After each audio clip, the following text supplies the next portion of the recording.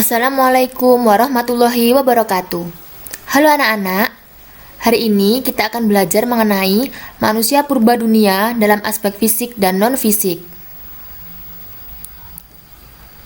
Mengenal manusia purba. Sekilas tentang teori evolusi. Charles Darwin mengatakan, manusia terbentuk melalui proses panjang melalui sistem seleksi alam atau survival of the fittest yang disebut dengan proses evolusi. Teori evolusi banyak mengalami kontroversi karena dianggap tidak sesuai dengan ajaran kitab suci agama. Selain itu, teori evolusi dianggap tidak bisa menjawab adanya mata rantai yang hilang atau missing line, yaitu generasi penghubung antara makhluk berbulu berekor dengan Homo sapiens.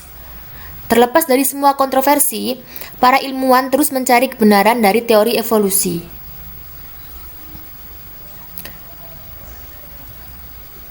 Jenis-jenis manusia purba.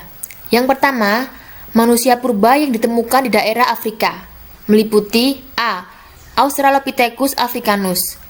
Ciri-cirinya ditemukan oleh Raymond Dart pada tahun 1924. Hidup 2-3 juta tahun yang lalu. Tinggi 1,5 meter dan volume otak 450-600 cc. B. Australopithecus robustus. Ukurannya lebih besar daripada Australopithecus africanus.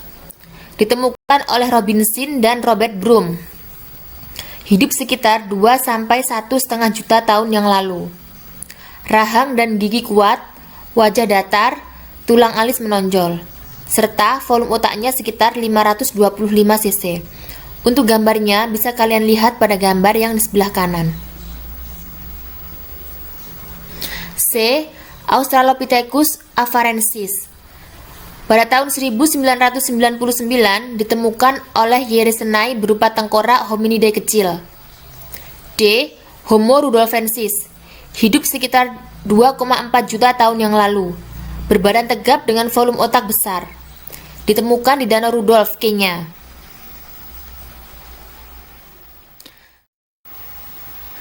Jenis manusia purba Afrika yang selanjutnya adalah Homo ergaster. Diberi nama Homo ergaster karena dianggap manusia pandai. Hidup antara 1,9 sampai 1,4 juta tahun yang lalu. Dan yang terakhir ada Homo naledi. Ditemukan oleh Stephen Tucker dan Rick Hunter pada tahun 2013 di Gua di Naledi. Kemudian ada manusia purba yang ditemukan di daerah Eropa. Meliputi yang A. Homo neanderthal. Ditemukan oleh pekerja tambang tahun 1856. Hidup berkelompok dalam gua, tubuh besar pendek dan kekar, berat sekitar 84 kg, dan batang hidung besar dan mancung. B. Cro-Magnon. Ditemukan secara tidak sengaja oleh anak-anak tahun 1940. Memiliki kecerdasan yang lebih tinggi daripada para pendahulunya. Sudah mengenal cara-cara penguburan. Memiliki kemampuan melukis, seni patung, dan pahat.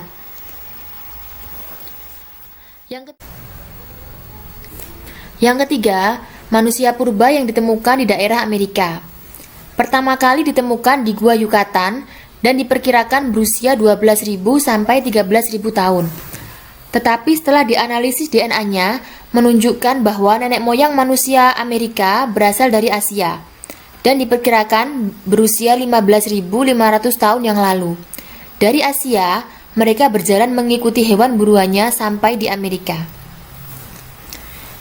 Yang keempat, ada manusia purba yang ditemukan di daerah Asia, yaitu ada Sinanthropus pekinensis atau Homo pekinensis yang memiliki volume otak antara 900 sampai 1200 cc.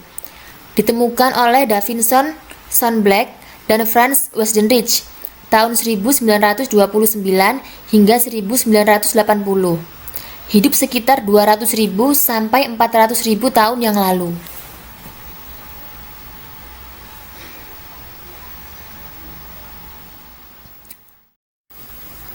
Corak kehidupan manusia purba. Yang pertama, zaman Paleolitikum atau zaman batu tua. Masa ini ditandai dengan berburu dan mengumpulkan makanan tingkat sederhana. Yang pertama, asal-usul manusia purba dan keadaan alamnya. Pada masa ini, diperkirakan manusia purba berasal dari Afrika.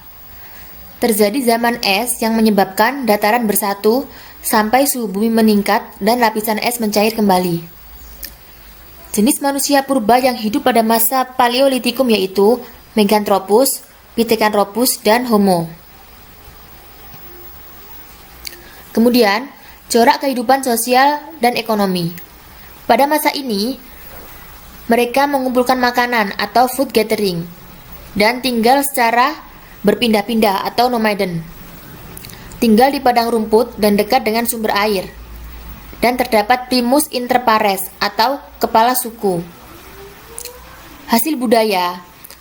Alat dari batu berupa kapak perimbas, kapak genggam, dan kapak penetak. Fungsinya untuk menusuk binatang dan menggali tanah. Kemudian ada alat serpih dan alat yang terbuat dari tulang, berupa sudip dan mata tombak bergerigi. Yang kedua, ada zaman Mesolitikum atau zaman Batu Madya. Zaman Mesolitikum yaitu merupakan masa berburu dan mengumpulkan makanan tingkat lanjut. Asal-usul manusia purba dan kekayaan alam. Adanya manusia purba pendatang baru yaitu ras Mongoloid dan Australo-Melanesoid. Semakin meningkatnya suhu menyebabkan naiknya muka air laut dan membuat kepulauan Indonesia terpisah dari Asia dan Australia. Jenis manusia purba yang hidup yaitu yang pertama, Australo-Melanesoid yang memiliki ciri-ciri badan cukup tinggi, tengkorak kecil, muka sedang dengan rahang menonjol ke depan, dan memiliki alat pengunyah yang relatif kuat. Yang kedua, Mongoloid yang memiliki ciri-ciri badan tidak selebar ras Australo-Melanesoid, tengkorak bundar atau sedang, muka lebar dan datar, dan hidung sedang. Corak kehidupan sosial ekonomis pada masa ini yaitu yang pertama, masih hampir sama dengan pada masa Paleolitikum yaitu food gathering atau mengumpulkan makanan. Bertempat tinggal secara tidak tetap atau semi-sedenter, terutama di gua-gua payung. Sudah ada pembagian kerja antara laki-laki dan perempuan. Selain di gua, juga bertempat tinggal di tepi pantai. Hal ini dibuktikan dengan adanya Keukenmodinger atau sampah dapur, atau timbunan kulit kerang dan siput. Adanya tradisi melukis dinding gua dan dinding karang. Pertama kalinya mengenal api. Hasil budaya pada zaman ini yaitu alat serpih bilah atau flex, alat tulang, pebble, dan kapak genggam Sumatera atau Sumatralit. Dan sudah mulai terbentuk kepercayaan awal. Bentuk kepercayaan ini diwujudkan dengan adanya lukisan-lukisan di gua. Lukisan-lukisan tersebut menggambarkan simbol kekuatan, simbol pelindung dari roh jahat, dan untuk keperluan ilmu dukun. Yang ketiga, ada zaman Neolitikum atau zaman Batu Muda. Zaman ini disebut dengan masa bercocok tanam. Yang pertama, asal-usul manusia purba dan keadaan alam. Adanya pendatang baru bangsa Proto-Melayu atau Melayu tua, yaitu bangsa Melayu Austronesia dan ras Mongoloid. Gelombang pertama datang dari Yunan melalui jalur barat dan timur. Jalur barat melewati Yunan, Thailand, Semenanjung Malaya, Sumatera, Jawa, dan Flores. Sedangkan jalur timur melalui Yunan, Vietnam, Taiwan, Filipina, Maluku, Sulawesi Utara, Halmahera, dan Papua. Pada masa ini, Nusantara mengalami iklim tropis dengan pergantian musim yang seimbang. Manusia purba yang hidup pada masa ini yaitu ada ras Mongoloid, sama dengan jenis manusia purba zaman Mesolitikum, dan adanya orang Dongson, campuran dari orang Yunan dan Filipina. Corak kehidupan sosial ekonomis. Pada masa ini, manusia purba sudah bisa mengolah makanannya sendiri atau disebut dengan food producing, memelihara ternak, mulai membuat kerajinan dari batu dan gerabah. Rumah terbuat dari kayu atau bambu berbentuk bulat dengan atap dari dedaunan. Bentuk rumah seperti ini masih banyak dijumpai di Kalimantan Barat dan Andaman. Adanya sistem gotong royong dan pembagian kerja. Primus inter pares semakin berperan pada masa ini. Hasil budayanya berupa beliung persegi, kapak lonjong, alat obsidian, mata panah, gerabah, alat pemukul dari kayu, dan perhiasan.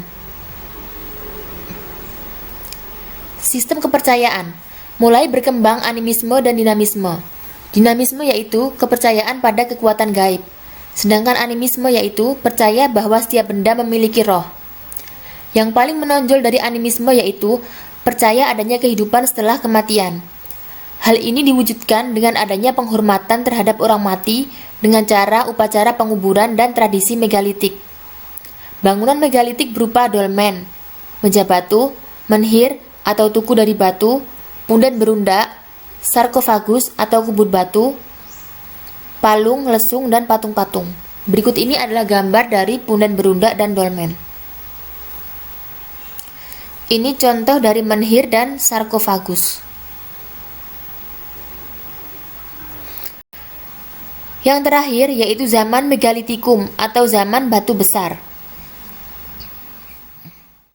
Zaman megalitikum disebut juga dengan masa perungdagian. A. Asal-usul manusia dan keadaan alam.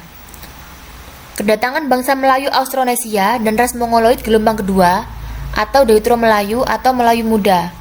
Bangunan megalitik semakin berkembang dan adanya kebudayaan logam. Keadaan alam sudah stabil seperti saat ini. Jenis manusia yang hidup pada masa itu yaitu Austromelanozoid dan ras Mongoloid. Corak kehidupan sosial dan ekonomi. Orang mulai membuat alat dari logam dan menghasilkan tombak, kapak, patung, perhiasan, dan lain-lain. Adanya spesialisasi di kehidupan masyarakat. Ada ahli undagi, peternak, petani, dan yang lainnya. Adanya pengaturan air di sawah sehingga tidak hanya mengandalkan air hujan. Mulai adanya status sosial di masyarakat. Pemimpin masyarakat merangkap sebagai pemimpin upacara keagamaan. Kehidupan masyarakat semakin teratur dan terpimpin. Adanya rasa gotong royong dan setia kawan yang kuat.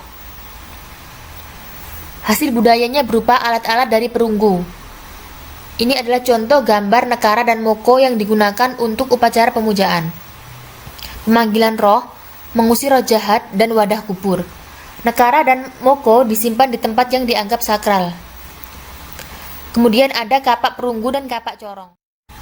Hasil kebudayaan yang selanjutnya ada benda-benda besi, gerabah, manik-manik, serta gelang kaca dan perhiasan emas.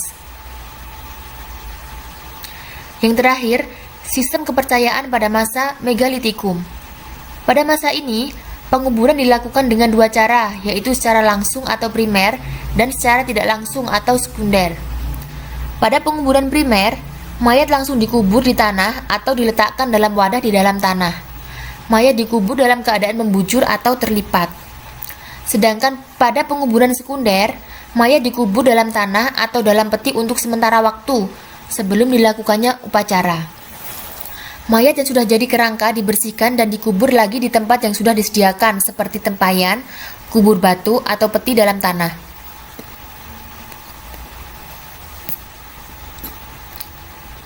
Dan yang terakhir, penemuan manusia purba modern. Manusia purba modern adalah manusia yang termasuk ke dalam spesies Homo sapiens dengan kapasitas otak kurang lebih 1450 cc, hidup sekitar 15.000 tahun yang lalu hingga 150.000 tahun yang lalu. Disebut manusia modern karena hampir mirip atau menyerupai manusia pada saat ini. Jenis-jenis Homo sapiens yang ditemukan di dunia. Manusia Swanscombe yang berasal dari Inggris. Manusia Neanderthal ditemukan di lembah Neander. Manusia Cro-Magnon atau Krokmanon ditemukan di Gua Cro-Magnon, Lascaux, Prancis. Dicurigai sebagai campuran antara manusia Neanderthal dengan manusia Gunung Karmel. Manusia Cyanidar yang fosilnya dijumpai di negara Irak. Ada manusia Gunung Karmel ditemukan di gua-gua Tabun serta Skul, Palestina, dan manusia Stenheim yang berasal dari Jerman. Berdasarkan fosil-fosil yang ditemukan, para ahli menggolongkan manusia di dunia ke dalam 4 ras sebagai berikut. Yang pertama ada ras Australoid yang tersebar di pedalaman Australia, ras Mongoloid, jumlahnya paling banyak dan hidup tersebar di seluruh dunia, Ras Kaukasoid tersebar di Eropa, Afrika, Amerika, Australia, dan Asia Barat Daya, serta ras Negroid yang tersebar di Afrika.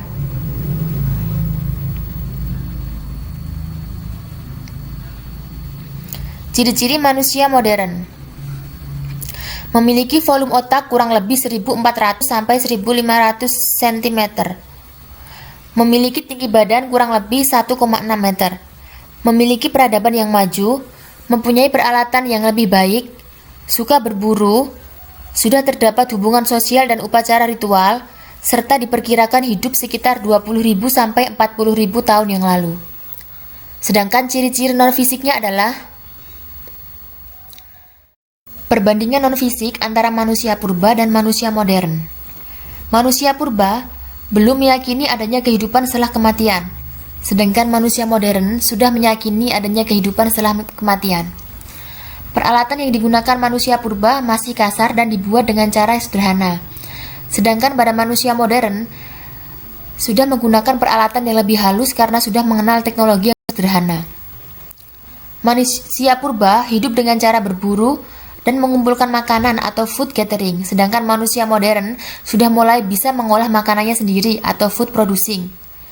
Manusia purba hidup secara berpindah-pindah atau nomaden, sedangkan manusia modern hidup secara menetap atau sedentar. Manusia purba belum mengenal perhiasan, sedangkan manusia modern sudah mengenal perhiasan seperti kalung dan manik-manik, serta mampu membuat lukisan dinding pada gua.